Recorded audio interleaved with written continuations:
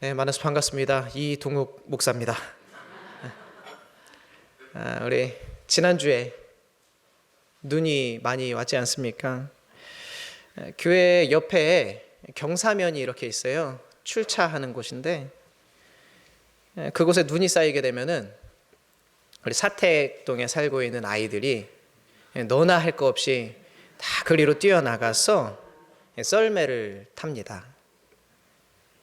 보면 뭐 되도 않는 것들 가지고 타요. 뭐 좀 널찍한 거 있으면은 그냥 아무거나 주워가지고 그걸 가지고 타고 내려오는 거예요. 제 아들이 이제 6살이 됐는데 2명, 3명 이제 커다란 장판인지 뭔지 모르겠는 애들 널쩍한 거를 타고 3명 정도가 이렇게 우르르 그 썰매를 타고 내려오는 겁니다. 그런데 이 녀석이 속도가 좀 붙으니까 무서웠는가 봐요. 앞에 있는 형을 두 손으로 꽉 움켜쥐고 눈은 땡그레져 가지고 억소리도 못 내고 그냥 꽉 잡고만 이렇게 내려오는 장면을 제가 봤습니다. 이상했어요. 우리 아들은 원래 뭐가 무서우면은 항상 저를 찾아오는 아이인데 뭔가 위기라고 생각이 들면 대번에 그냥 엄마든 아빠든 그냥 소리 질러서 찾는 아이인데 그렇게 하지 않는 거예요. 지금은 그럴 겨를이 없었어요. 다급한 거죠. 다급하면은 그냥 앞에 있는 거, 옆에 있는 거 하여튼 그냥 잡히는 대로 이렇게 움켜쥐게 되는가 봅니다. 여러분, 우리가 말씀을 가까이 해야 하는 이유가 바로 거기에 있습니다. 위기가 찾아왔을 때, 환란이 찾아왔을 때, 그래서 우리가 넘어지고 낙심할 때에, 위태로울 때에 우리는 뭐라도 하여튼 간에 손에 움켜잡게 되어 있는데 바로 그때 이 말씀을 붙잡으려면은 항상 내 앞에, 옆에 그 말씀이 있어야 된다라는 거예요. 그게 우리가 이 말씀을 가까이에 두고 말씀을 매일 묵상하는 이유가 바로 여기에 있는 줄로 믿습니다. 어떻게 바이블 챌린지 다들 잘들 하고 계십니까?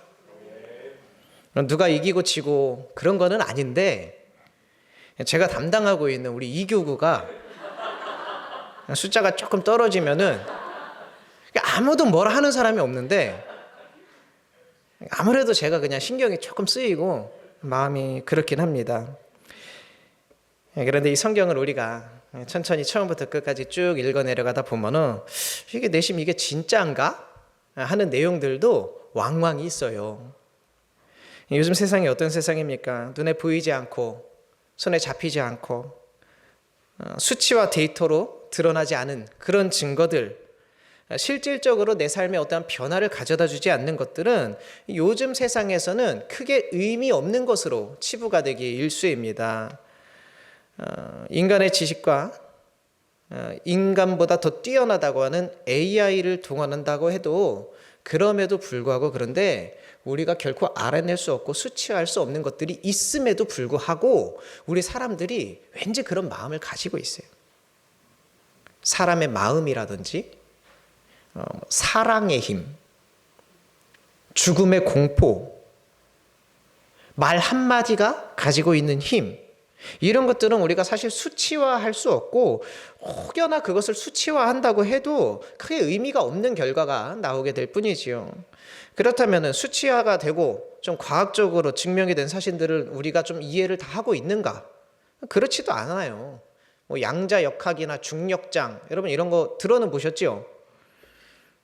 들어만 봤어요. 저도 다큐멘터리 제가 굉장히 좋아해가지고 그런 거 맨날 찾아보는데 잘 몰라요. 이런 것처럼 수도 없이 설명을 들어도 우리가 인지하지 못하고 알 수 없는 그런 영역들도 사실은 있더라. 그 말씀입니다. 오늘 본문에도 그런 비슷한 게 나오죠. 사탄이라는 게 나와요. 배경은 이렇습니다. 예수님이요 맹인의 눈을 고치신 다음에 제자들한테 물어봤습니다. 질문을 던졌어요. 그 사람들이 나를 무엇이라고 하느냐 물어봤습니다. 제자들이 이렇게 합니다. 사람들이 이렇게 부르던데요, 저렇게 부르던데요. 다 가지고 와서 알려줬어요. 그리고 또다시 예수님의 질문이 이어졌습니다. 그러면 다른 사람들은 됐고 너희들은 나를 뭐라고 하느냐 물어봤어요. 그랬더니 베드로가 대답하기를 주는 그리스도이십니다 라고 대답을 했습니다. 야만한 어린 자녀가 이제 크게 장성을 해가지고 이제 부모님이 탁 앉혀놓고 이제 때가 되었구나, 우리 집안의 비밀을 알려주마, 이렇게 하는 것처럼 이제 제자들이 모두가 예수님이 그리스도라는 것을 알게 되니까 예수님이 이제 작정하신 듯 알려주시기 시작했습니다. 다음 이야기를 말해주는 거예요. 내가 이제 곧 예루살렘으로 올라가서 장로들과 대제사장들과 서기관들에게 굉장히 심한 고난을 받게 될 거고 결국에는 죽임까지 당하게 될 것인데 괜찮아, 3일 뒤에 살아나게 될 것이다, 이 비밀을 알려줬어요. 성경에는 오늘 말씀에는 드러내놓고 말씀하셨다라고 기록이 되어 있지요. 그런데 그때 베드로가 갑자기 그냥 흥분을 해가지고 예수님께 항의하듯 달려들었습니다. 안 됩니다, 주님. 주님, 그렇게 하지 마십시오. 절대로 그런 일이 일어나서는 안 됩니다. 베드로가 왜 갑자기 이렇게 흥분했습니까? 지금 예수님이 잘 나가고 있거든요. 인기가 많았거든요. 그리스도시고 살아계신 하나님의 아들인데 이런 분이 한낱 대제사장이나 서기관들에게 고난을 받아서도 안 되고 또 죽임을 당한다? 그것은 더더욱 있을 수 없는 일이라고 생각했습니다. 베드로는 예수님을 염려하고 걱정하면서 분노했어요. 그런데 예수님이 이렇게 말씀하십니다. 사탄아, 물러가라. 내 뒤로 물러가라. 너는 하나님의 일은 생각하지 않고 네 일만 생각하는구나, 이렇게 말씀하셨어요. 예수님이 베드로를 향해서 사탄아, 내 뒤로 물러나라, 이렇게 하셨다는 거예요. 갑자기요, 갑자기. 뭐 베드로가 예수님이랑 대화하고 있는 중에 갑자기 뭐 사탄이라도 들렸겠습니까? 아니지요. 예수님 바로 앞에 계시는데 사탄이 그 안으로 쏙 들어갈 수는 없지요, 감히. 그렇다면 예수님은 왜 베드로에게 사탄이라고 지칭을 했는가? 예수님의 말씀을 잘 들여다보면은 사탄아 하시고 그냥 떠나가 버려라, 사라져라, 이렇게 하지 않으시고 내 뒤로 물러나라, 이렇게 말씀하셨어요. 즉 예수님의 길을 막지 말고 뒤로 물러서라고 한 것입니다. 그런데 베드로 입장에서 생각해 보면 갑자기 이런 말은 좀 너무하잖아요. 분명 자기는 그래도 예수님 생각한다고 해서 하는 말이었는데 예수님 생각하니까 그렇게 걱정하면서 했던 말이에요. 아니, 예수님 그런 고난은 합당하지 않습니다. 꽃길 깔아드릴 테니까 꽃길만 걸어가십시오. 영광된 길만 걸어가시고 왕위에 올라가십시오. 예수님이 그런 말을 해주는 베드로에게 야, 내 생각하는 게 너밖에 없구나, 고맙다, 이렇게 말하는 게 아니고 사탄아, 내 뒤로 물러가라, 이 말씀하셨다라는 거예요. 예수님은 베드로가 했던 그 말의 진짜 속뜻, 그 안에 담겨있는 진짜 의미를 알고 있었기 때문입니다. 베드로의 진짜 속마음은 무엇이었느냐? 지금 한창 복음이 전파되고 있습니다. 사람들이 열광하고 있습니다. 그러고 있던 찰나에 아니, 예수님이 고난을 당하고 죽임을 당한다니, 이게 무슨 날벼락 같은 소리인가? 이제 조금만 시간이 우리한테 조금만 더 주어지면은 주님이 통치하는 나라를 곧 이룰 수 있을 것 같은데 예수님이 또 나중에 끝에 와서 말 같지도 않은 소리를 하고 계신다라고 베드로는 생각했는지도 모르겠습니다. 그래서 그런 약해 빠진 소리는 제발 어디 밖에 나가서 새지 않게 입 단속 좀 하시라고, 그런 소리 밖으로 하시면 안 된다고 화를 내고 있었던 겁니다. 우리가 오해하지 말아야 할 것은 이 사탄이 늘 그래요. 머리에 뿔 달린 괴물, 사탄의 이미지 그리라 그러면 주일학교에서 사탄 그리라 그러면 전부 다 그런 걸 그려요. 뿔 달리고 뭐 이런 거 들고 있고. 그렇지 않다라는 거죠. 성경에서 말하는 사탄은요, 하나님의 뜻을 막으려는 존재, 그것이 사탄입니다. 성령의 역사를 막으려는 세력, 바로 이것이 사탄의 실체입니다. 그래서 예수님은 다음에 이렇게 고백하시죠. 너는 하나님의 일을 생각하지 않고 너의 일, 그리고 사람의 일만 생각하는구나.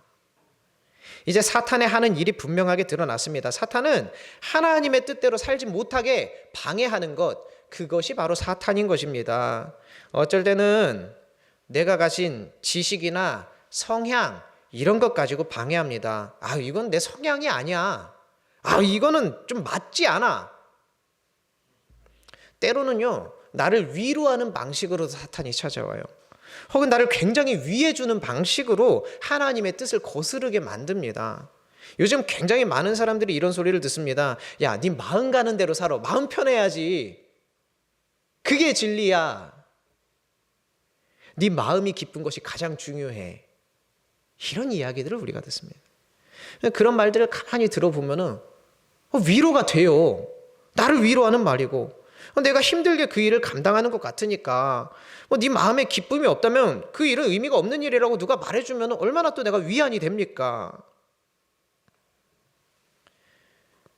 이런 것이요, 단순히 세상의 어떤 일을 결정하는 데에도 그런 것들이 따라오지만은 신앙생활에도 그런 것들이 들어오고요, 결혼생활에도 그런 일들이 들어옵니다. 기쁨보다는 책임과 약속이 중요한 관계에도 영향을 끼치게 됩니다. 그래서 로마서 8장에는 이렇게 기록이 되어 있습니다. 육신을 따라서 살아가는 사람은 육신의 것을 생각한다 그랬어요. 그리고 성령을 따라 살아가는 사람들은 성령에 속한 것을 생각한다고 했습니다. 육신에 따라 사는 사람은 육신에 속한 것을 생각하고, 또 육신에 속했다고 하니까 뭔가 육적인 욕망, 이런 것들을 생각하고 온 것이 우리가 일반이지만 꼭 그렇지만도 않다라는 거예요. 어떤 때는 사람 마음에 편하자고 그냥 듣기 좋은 소리 해주는 그런 말도 마찬가지입니다. 베드로가 예수님께 했던 말이 딱 바로 그런 말이었어요. 듣기 좋은 말. 여러분, 우리들은요, 이 시대의 풍조를 본받지 말고 마음을 새롭게 함으로 변화를 받아서 하나님의 선하시고 기뻐하시고 온전하신 뜻이 무엇인지 분별하면서 살아가야 합니다. 하나님의 뜻을 분별하며 살아간다는 것이 무엇입니까? 오늘 예수님이 베드로를 향해서 야, 베드로야, 고맙다. 야, 너밖에 없다. 내가 그래서 수제자구나. 이렇게 하지 않고 사탄아, 내 뒤로 물러가라. 이렇게 말씀하셨잖아요. 이것을 볼 때에 결국 우리 앞에 놓여진 수많은 상황과 갈등, 어려움들 속에서 엉뚱한 것 붙잡고 내가 지금 싸움하고 있지는 않는지 분별할 수 있어야 된다는 겁니다. 에베소서 6장에 우리 싸움은 인간을 적대자로 상대하는 것이 아니라 통치자들과 권세자들과 이 세계의 지배자들과 하늘에 있는 악한 영을 상대로 하는 것이라고 성경은 분명히 알려주고 있습니다. 우리가 싸워야 할 것은 사실 사람이나 영 좋지 않은 그런 상황들, 이런 것 붙들고 싸우는 것이 아니라 악한 영과의 싸움, 그것이 바로 영적 전쟁이라는 겁니다. 하나님의 뜻을 거스르면서 인간적인 감정이나 내 자신을 높이려고 하는 것들에 대해서 우리는 늘 경계하고 싸울 준비가 되어 있어야 합니다. 그런데 우리는 날마다 저 사람은 왜 저럴까? 사람 탓하고요, 사람을 정죄하고요, 사람을 바꾸려고 하다가 결국 그러다 끝이 나요. 왜요? 그럴 만한 이유가 근데 있기는 있거든요. 그 사람한테 늘 그래요. 그래서 나 말고 남들도 그 사람을 다 싫어하거든요. 그러니까 미워해도, 내가 그 사람 미워해도 별로 죄 같지도 않고, 오히려 뭐라고 지적하는 것이 의로워 보이기까지 해요. 남들을 대표해서 내가 총대 메고 하는 것처럼 스스로 느껴진단 말이에요. 그러나 우리가 조금만 그 분별의 영이 있으면은 그 사람이 하나님의 뜻 가운데 변화되기를 바라는 그런 시선이 우리 가운데 있다라면은 그때 그 사람을 정죄하고 그 사람과 언쟁하고 힘겨루게 하고 다투고 이러는 것 대신에 그 사람하고 하는 게 아니라 내 안에서 나하고 영적 싸움을 해야 된다라는 거예요. 우리 서로의 그 선한 관계를 막고 악한 것들을 피어나게 하는 그런 세력들이 있음을 깨닫고, 오히려 미워도 사람은 품고 악한 영, 분란시키고 정죄하고 미워하게 하는 그 영들에 대해서는 단호하게 대응할 수 있어야 합니다. 되게 영적인 영역을 좀 무시하는 사람들은요, 사람과의 싸움을 잘 싸우는 방법을 알려줍니다. 주변 사람들한테도 알려줘요. 싸움 잘하는 사람들은 꼭 주변 사람들한테 싸움 잘하는 법을 알려주더라고요. 조금 더 효과적으로 다른 사람들을 제압하게 하기 위해서 리더십이 좀 필요하다라든지, 인간관계를 가지고 와서 이론이 어떠니 저떠니 한다라든지, 상담 이론 같은 걸 가지고 와가지고 어떻게든 이겨먹으려고 합니다. 그뿐만이 아닙니다. 좋은 영성 가지고 안 다투고 그 상황에 지지 않고 선한 마음으로 잘 해보려고 그런 사람들 찾아가가지고 꼭 그 사람 위해 주는 척하면서 그런 얘기를 해주는 거예요. 나는 잘 다독여서 가고 싶은데 너무 그렇게만 하는 것도 능사가 아니래요. 결혼을 막 시작하는 부부에게 초장의 길을 잘 잡아야 된다라고 그런 이야기 알려주고, 그게 꿀팁이라고 알려줘요. 남들 성경 다들 열심히 읽고 있는데 성경 열심히 읽고 있는 사람 찾아가가지고 이게 뭐 하는 거야 이게. 성경 읽는 것은 좋지만은 나는 경쟁하는 거는 좀 아니라고 봐. 나는 이런 거 코인 이거 칩 같은 거 이거 바꾸는 거 이거 잘못됐다고 생각해. 그럼 제가 늘 하는 이야기가 있습니다. 짜장면 좋아하시는 분 계세요? 네, 짜장면 좋아하는 거 좋아요. 저도 좋아합니다. 짬뽕 좋아하는 사람 있습니까? 그것도 좋아요. 괜찮아요. 짬뽕 좋아하면 어떻습니까? 괜찮아요. 그런데 짬뽕 먹는 사람 앞에 가가지고 야 이거 짬뽕 이거 왜 먹냐 이거 맛도 없는 거를 비린내나고, 하여튼 나는 이거 짬뽕 먹는 사람들 이해가 안 돼. 하여튼 간에 나 하여튼 짜장면이 최고요. 이렇게 말하는 사람들은 좀 이상하다라는 거죠. 짜장면 잘 먹고 있는 사람한테 와가지고 말이야, 음식 먹을 줄 모르네, 진짜 중국 음식은 짬뽕인데, 이런 소리 하고 앉았고 핀잔 주고. 이상한 사람들이에요 그런 사람들. 여러분, 내 앞에 놓여진 갈등 상황들을 잘 한번 살펴보세요. 마음에 안 드는 사람, 혹은 마음에 안 드는 어떤 상황들, 또 마음에 안 드는 환경, 처지, 이런 것들이 놓여 있습니다. 그래서 우리들은 이것들을 좀 한번 바꿔보려고 또 지혜롭게 나름대로 해본다고 세상 조언에 귀를 기울이지만은 결국 세상의 방법들은 나를 하나님의 뜻대로 살지 못하게 만들어요. 되게 지혜로운 것 같고 옳은 방법 같지만 하나님의 방법이 아니라는 거예요. 대놓고 막 나는 마귀다 이러고 찾아오는 마귀가 요즘 세상에 어디가 있습니까? 그런 마귀들은요, 우리가 조금만 영적으로 민감하면은 다 대처하고 기도해서 물리칠 수가 있어요. 그런데 꼭 나 잘되라는 듯이, 위로해 주는 듯이, 힘내라고 이렇게 다독여 주는 듯이 그렇게 찾아오는 것들이 있어요. 또 때로는 내 안에서부터 내 말이 참이고 내 말이 맞고 내가 가장 바르다라고 생각되는 이렇게 찾아오는 유혹들은 우리가 영적으로 깨어있지 않으면 분별해내기가 정말로 어려워요. 그래서 우리들이 늘 정신을 차려야 되고 영적으로 민감해야 되는 이유입니다. 엉뚱하게 무슨 사람이나 무슨 상황 같은 거 그런 거 보고 싸우지 마십시오. 여러분, 사람이나 상황하고 싸우는 순간 이미 내가 진 거예요. 영적인 분별이 없이는 이 싸움을 우리가 결코 이길 수가 없습니다. 보이는 것만 보면은 결국에 보이지 않는 것들에 우리가 지고 말 것입니다. 사탄은요, 늘 그래 왔어요. 이간하는 영입니다. 우리를 서로 미워하게 만드는 영이고요. 하여튼 뭘 하든 간에 다 마음에 안 들고 다 성에 안 차고 그렇게 만드는 영이에요. 그런 영적인 안목과 분별을 가지고 내 앞에 놓여진 문제 앞에서 하나님이 기뻐하시는 선한 뜻을 생각하고 하나님이 원하시는 것을 위해서라면은 나의 귀를 좀 달콤하게 하는 말이라고 할지라도 과감하게 물리치고, 내 안에서 막 솟아나요. 이것이 맞아, 이게 옳은 거야, 내 생각이 맞아, 막 솟아나와도 그건 내려놓고 하나님 뜻에 순종함으로 모든 악한 것들에 도전하는 저와 여러분들이 되기를 소망합니다. 여러분, 겸손한 사람 되고 싶으십니까? 교만한 사람 되고 싶으십니까?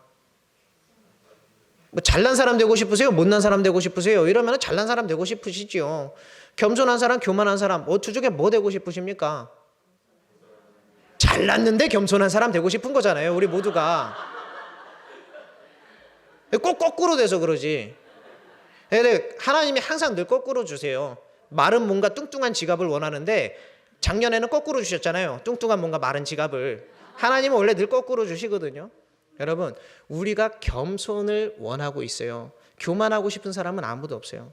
그러면 내가 겸손한가 교만한가 어디서 나오느냐? 하여튼 뭐가 다 마음에 안 들고 불평이고 불만이고 저 사람도 마음에 안 들고 이것도 마음에 안 들고 저것도 마음에 안 들면 여러분 내 안에 교만이 싹트고 있구나. 악한 영이 지금 나를 하나님의 뜻대로 살지 못하게 하고 있구나. 이것을 깨어서 분별할 수 있어야 됩니다. 이거 분별 못하면 자기가 세상 똑똑한 줄 알아요. 나만 하나님 제대로 믿고 있는 줄 알아요. 나만 말씀대로 살고 있는 줄 알아요. 베드로가 그 실수를 했던 겁니다. 여러분, 이 베드로와 같은 실수를 하지 않도록 늘 영적으로 깨어 있어서 나의 생각, 나의 말, 나의 뜻이 아닌 하나님의 뜻, 하나님의 생각, 그것을 먼저 살아낼 수 있는 저와 여러분이 되기를 주의 이름으로 축원합니다. 기도하겠습니다. 할렐루야. 은혜가 풍성하신 아버지 하나님, 내 마음만 중하고 내 생각만 다 맞고 내 신앙만 진리라고 착각하지 않게 하여 주시옵소서. 지금도 사탄이 내 안에서 무엇을 빼앗아 가려고 하는지, 사탄이 지금 내 안에서 무엇을 조금씩 망가뜨리고 있는지 똑똑히 보게 하시고 주님이 주시는 지혜로 영안으로 밝히 보게 하여 주시옵소서. 감사드리며 예수님의 이름으로 기도드리옵나이다. 아멘.